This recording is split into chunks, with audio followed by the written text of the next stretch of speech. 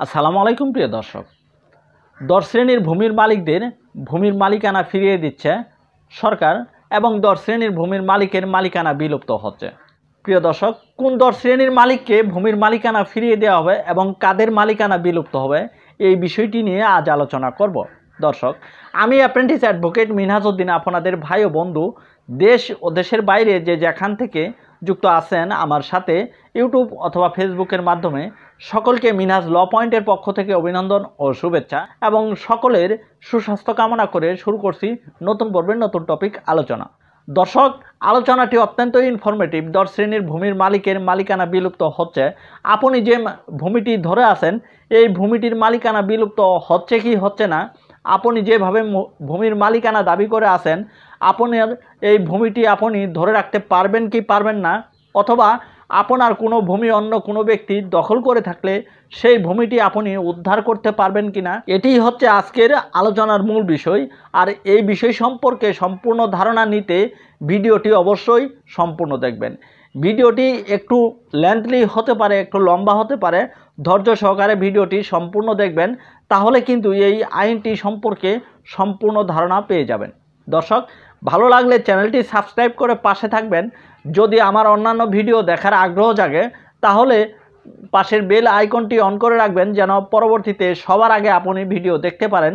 আপনি যদি ফেসবুক থেকে ভিডিওটি দেখেন তাহলে ভিডিওটি শেয়ার করে অন্যান্য বন্ধুকে দেখার সুযোগ করে দিবেন এবং প্রোফাইলটি ফলো করে রাখবেন, যেন ফেসবুক থেকেও পরবর্তীতে ভিডিও দেখে নিতে পারেন। প্রিয় দর্শক, আমরা সকলেই জানি 2023 সালে একটি আইন পাশ হয়েছে, যে আইনটির নাম হচ্ছে ভূমি অপরাধ প্রতিরোধ ও প্রতিকার আইন। 2023 সালে এই আইনটি পাশ হলেও এর অনেক পরে এর বিধিমালা পাশ হয়েছে। এর বিধিমালায় ১০ শ্রেণীর ভূমির মালিকের কথা বলা হয়েছে। যে সকল ভূমির মালিকগণ তাদের ভূমির মালিকানা পাবেন না, 100 বছর দখলে থাকলেও ভূমিটি ফেরত দিতে হবে। প্রিয় দর্শক, এই ১০ শ্রেণীর ভূমির মালিকের মধ্যে সর্বপ্রথম যে মালিকানার কথা বলা হয়েছে সেটি হচ্ছে হেবা মূল্যে যদি কোনো ব্যক্তি সম্পত্তির মালিকানা অর্জন করে থাকে। প্রিয় দর্শক, আমরা সকলেই জানি যে কোনো ব্যক্তি তার ওয়ারিশগণকে, তার রিলেটিভকে, তার ভাই বোনকে যদি কোনো সম্পত্তি দান করে সেটা হেবা দলিল করে নেয়, হেবা বিল এওয়াজ দলিল করে নেয়।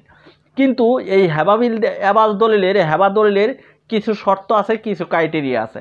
এই শর্তগুলো পূরণ করে যদি কোনো ব্যক্তি হেবা দলিল না করে তাহলে কিন্তু হেবা দলিলটি বাতিল হয়ে যাবে। যদি হেবা দলিলটি অবৈধ হয়, অবৈধ দলিল আমি কিভাবে বুঝবো? চুক্তি আইনের বিধান অনুযায়ী যদি প্রতারণামূলকভাবে কোনো চুক্তি করা হয় তাহলে সেই চুক্তিটি অবৈধ হয়ে যায়। যদি কোনো ব্যক্তি তার বাবাকে হুমকি দেয় অথবা তার মাকে হুমকি দেয় অথবা তার বাবা মাকে বাড়িতে দাওয়াত করে নিয়ে গিয়ে তাদের নিকট থেকে প্রতারণামূলকভাবে যদি কোনো হেবা দলিল করে নেয়, অথবা যদি কোনো ব্যক্তি তার বাবা মাকে বলে তোমার অন্যান্য ছেলে দেশের বাইরে আছে, আমি যদি তোমার না দেখি, আমি যদি তোমাকে ওষুধপত্র কিনে না দেই তাহলে তোমাকে দেখবে কে, এই সকল কথা বলে যদি কোনো ব্যক্তি তার পিতামাতার নিকট থেকে হেবা করে নেয়, যদি কোনো ব্যক্তি তার পাগল ভাইয়ের নিকট থেকে হেবা করে নেয়, সেক্ষেত্রে কিন্তু এই হেবা দলিলগুলো টিকবে না, এই হেবা দলিলগুলো বাতিল হয়ে যাবে। হেবা দলিল নিতে হলে হেবা যে ব্যক্তি দিল সে ব্যক্তিকে হেবা ঘোষণা করতে হবে এবং যে ব্যক্তি হেবা নিল সেই ব্যক্তিকে হেবাটি গ্রহণ করতে হবে এবং হেবা দলিলের মাধ্যমে যে সম্পত্তিটি দিল এই সম্পত্তিটির দখল হস্তান্তর করতে হবে। যদি এই সকল শর্ত না মেনে যদি কোনো হেবা দলিল করা হয় তাহলে এই হেবা দলিলটি বাতিল করার জন্য অন্যান্য ওয়ারিশ যদি আদালতে মামলা করে দেয় তাহলে কিন্তু এই হেবা দলিলটি বাতিল হয়ে যাবে।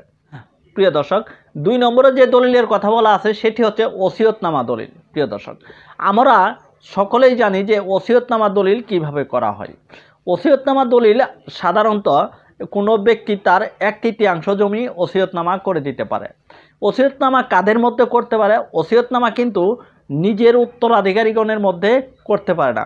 অর্থাৎ কোনো ব্যক্তি মৃত্যুবরণ করার পর তার সম্পত্তির মালিক যে সকল ব্যক্তিগণ হবে তাদের মধ্যে কিন্তু ওসিয়তনামা করে দিতে পারবে না। এখন কোনো ব্যক্তি যদি এই ওসিয়তনামার শর্ত ভঙ্গ করে তার নিজের ছেলেকে ওসিয়তনামা করে দেয়, অর্থাৎ তিনি মৃত্যুবরণ করার পর তার সম্পত্তির যে ব্যক্তি উত্তরাধিকারী হবে তাকে যদি ওসিয়তনামা করে দেয়, অথবা কোনো ব্যক্তি যদি তার মোট জমির 1/3 বেশি কাউকে ওসিয়তনামা করে দেয় তাহলে বেশি অংশটুকু কিন্তু টিকবে না। বেশি অংশ টিকাতে গেলে তার অন্যান্য যে উত্তরাধিকারী আছে তাদের সম্মতি সহকারী ওসিয়তনামা করে দিতে হবে। অর্থাৎ একজন ব্যক্তির 30% জমি আছে, তিনি 10% জমি পর্যন্ত কাউকে ওসিয়তনামা করে দিতে পারে। যদি তিনি 15% জমি কাউকে ওসিয়তনামা করে দিতে চায়, সেক্ষেত্রে তার যে উত্তরাধিকারীগণ আছে, তার ছেলে মেয়ে স্ত্রী যে সকল উত্তরাধিকারীগণ আছে তাদের সম্মতি সহকারে ওসিয়তনামা করে দিতে হবে। কোনো ব্যক্তি যদি এইভাবে ওসিয়তনামা করে নেয়, সেই ওসিয়তনামাটি হবে অবৈধ। আর এই অবৈধ ওসিয়তনামার মাধ্যমে আপনি কোনো সম্পত্তির মালিকানা অর্জন করে থাকলে সম্পত্তিটি ছেড়ে দিতে হবে, যদি এই ওসিয়তনামার বিরুদ্ধে আদালতে মামলা করা হয়। প্রিয় দর্শক, তৃতীয় নম্বর যে দলিলের কথা বলা আছে সেটি হচ্ছে রেওয়াজ দলিল। রেওয়াজ দলিল করতে হলে রেজিস্ট্রেশন আইনের বিধান অনুযায়ী রেজিস্ট্রি করে নিতে হয়। আমরা সকলেই জানি রেওয়াজ দলিল কি। কোনো ব্যক্তি এক দাগ থেকে জমি নিয়ে অন্য দাগ থেকে আরেকজনকে যে জমিটি দেওয়া হয় এটাকে রেওয়াজ বলে। এই রেওয়াজ করার পর এই রেওয়াজটি হয় মৌখিক রেওয়াজ। এই রেওয়াজের শর্তগুলো দলিলে লিপিবদ্ধ করে যদি সাব রেজিস্ট্রার অফিস কর্তৃক রেজিস্ট্রি করা হয় তাহলে সেটা হয় রেজিস্ট্রিকৃত রেওয়াজ। আপনি মৌখিক রেওয়াজের মাধ্যমে আপনার ভাইয়ের নিকট থেকে জমি নিয়েছেন, নিয়ে আপনি দখল করে আছেন, আপনি যে অন্য দাগে আপনার ভাইকে দিয়েছেন, এখন আপনি যে দাগে দখল করে আছেন, যে দাগে বাড়ি করে আছেন, এই দাগে সম্পত্তির মূল্য বেড়ে গেছে, আপনার ভাই এসে এই দাগে দাবি করতেছে, আপনি বলতেছেন যে আমি তো তোকে ওই দাগে দিয়েছি, তুই আবার এখানে কেন আসতেছস, আমরা তো রেওয়াজ দলিল করেছি, আমাদের স্ট্যাম্প আছে, লিখিত স্ট্যাম্পের মাধ্যমে আমরা রেওয়াজ দলিল করেছি। এই লিখিত স্ট্যাম্পের মাধ্যমে রেওয়াজ দলিল করলেও কিন্তু রেওয়াজ দলিলটি টিকবে না যদি আপনি 1908 সনের রেজিস্ট্রেশন আইনের বিধান অনুযায়ী কোনো রেওয়াজ দলিল রেজিস্ট্রেশন করে না নেন। প্রিয় দর্শক, 4 নম্বরে যে দলিলের কথা বলা আছে সেটি হচ্ছে সরকারি সংস্থার জমি।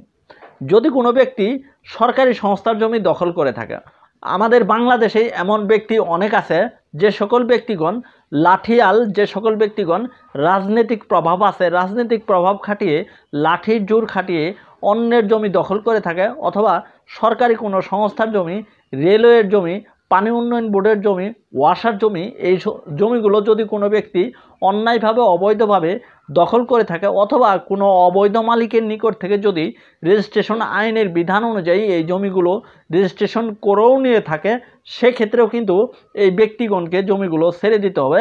এই জমিগুলো কিন্তু ধরে রাখতে পারবে না। এই নতুন ভূমি আইন, ভূমি অপরাধ প্রতিরোধ ও প্রতিকার আইন 2023-এর বিধিমালার বিধান অনুযায়ী এই জমিগুলো কিন্তু অবশ্যই তাকে ছেড়ে দিতে হবে। প্রিয় দর্শক, 5 নম্বরে যে জমির কথা বলা আছে সেটি হচ্ছে বন বিভাগের জমি। কোনো ব্যক্তি যদি অন্যায়ভাবে অবৈধভাবে বন বিভাগের জমি ধরে থাকে, অথবা কোনো ব্যক্তি যদি অন্যায়ভাবে অবৈধভাবে বন বিভাগের জমি অন্য কোনো ব্যক্তির নিকট বিক্রি করে থাকে, তাহলে এই জমিগুলো কিন্তু অবশ্যই ছেড়ে দিতে হবে। বন বিভাগের জমি বন বিভাগকে দিয়ে দিতে হবে। এই জমিগুলো কিন্তু কোনো ব্যক্তি ধরে রাখতে পারবে না, কারণ যে দলিলের মাধ্যমে সম্পত্তির মালিকানা অর্জন করেছে সেই দলিলটি হচ্ছে অবৈধ। যে ব্যক্তি দলিলের মাধ্যমে সম্পত্তি হস্তান্তর করেছে তার সম্পত্তি হস্তান্তর করার কোনো অধিকার নাই।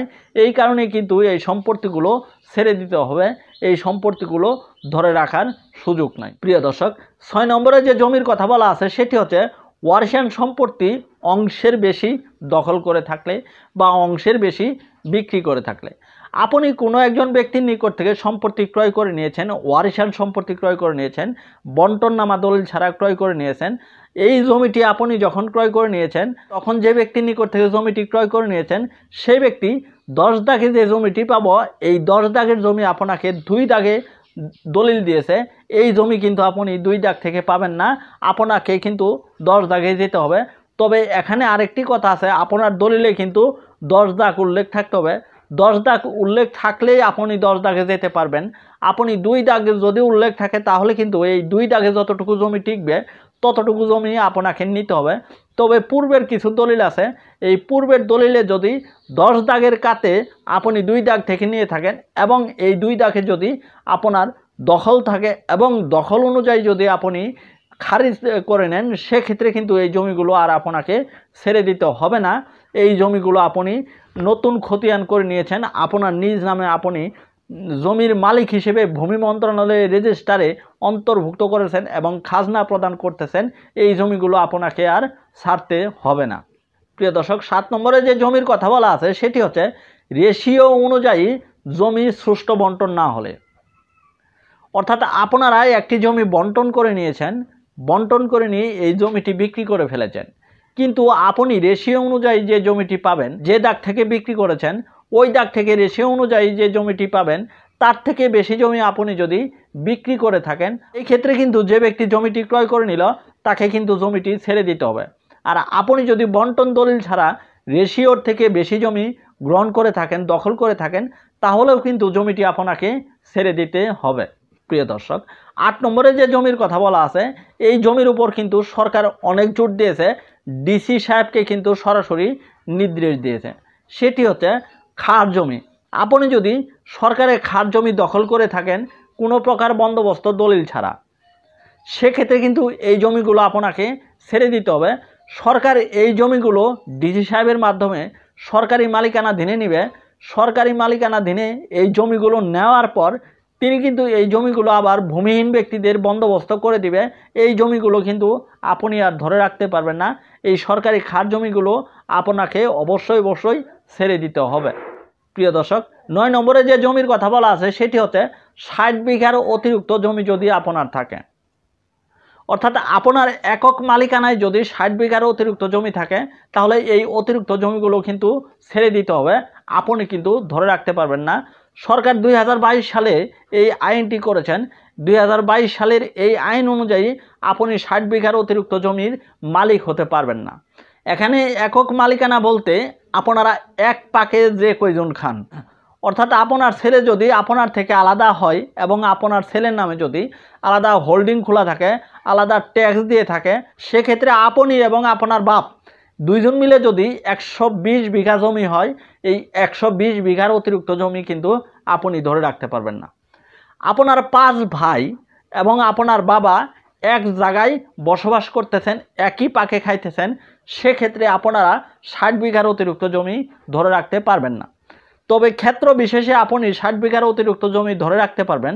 সেক্ষেত্রে আবেদন করতে হবে। আবেদন করে সরকারকে দেখাতে হবে যে আমি এখানে বড় একটি প্রজেক্ট করতে চাই, আমি এখানে একটি কোম্পানি করতে চাই। সেক্ষেত্রে সরকার যদি মনে করে যে এই কোম্পানির জন্য জমি দেওয়া উচিত, সেক্ষেত্রে সরকার কিন্তু আপনাকে অতিরিক্ত জমি দিতে পারে। আপনি একক মালিকানায় কিন্তু কখনোই 60 বিঘার অতিরিক্ত জমি ধরে রাখতে পারবেন না। 10 নম্বরে যে জমির কথা বলা আছে সেটি হলো অর্পিত সম্পত্তি। আপনি যদি অর্পিত সম্পত্তি ক তফসিলভুক্ত সম্পত্তিগুলো ধরে রাখেন তাহলে এই সম্পত্তিগুলো সরকারের এই সম্পত্তিগুলো ছেড়ে দিতে হবে। আর আপনি যদি খ তফসিলভুক্ত সম্পত্তিগুলো ধরে রাখেন তাহলে এই সম্পত্তিগুলো যে ব্যক্তির সেই ব্যক্তিকে কিন্তু ছেড়ে দিতে হবে। কারণ সরকার কিন্তু খ তফসিলভুক্ত জমিগুলো নামজারির মাধ্যমে জমির মালিকদের দিতেছে। তাই আপনার কোনো সম্পত্তি যদি অর্পিত সম্পত্তি হয় এবং সেই সম্পত্তি যদি খ তফসিলভুক্ত হয় তাহলে আপনার আর চিন্তা করার কিছু নেই, আপনি এই সম্পত্তি নামজারির মাধ্যমে মালিকানা অর্জন করতে পারবেন। প্রিয় দর্শক, অর্পিত সম্পত্তিগুলো বলতে আমরা সেই সম্পত্তিগুলোকেই বুঝি যে সম্পত্তিগুলো 1947 সালে পাকিস্তান ভারত ভাগ হওয়ার সময় এবং 1971 সালে বাংলাদেশ পাকিস্তান ভাগ হওয়ার সময় যে সকল ব্যক্তিগণ বাংলাদেশে জমি রেখে গেছেন, এই জমিগুলো কিন্তু সরকার ক্রমান্বয়ে দিনে দিনে অর্পিত সম্পত্তিতে রূপান্তর করেছেন বিভিন্ন আদেশের মাধ্যমে, বিভিন্ন পরিপত্র জারি করে।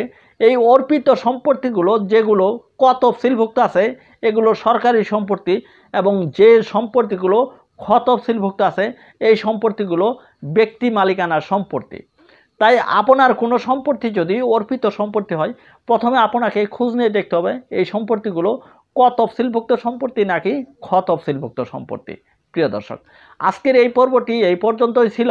পরবর্তীতে দেখা করব নতুন কোনো পর্বের নতুন কোনো টপিক আলোচনা করার সময়। সেই পর্যন্ত ভালো থাকুন, সুস্থ থাকুন, সুন্দর থাকুন। ধন্যবাদ।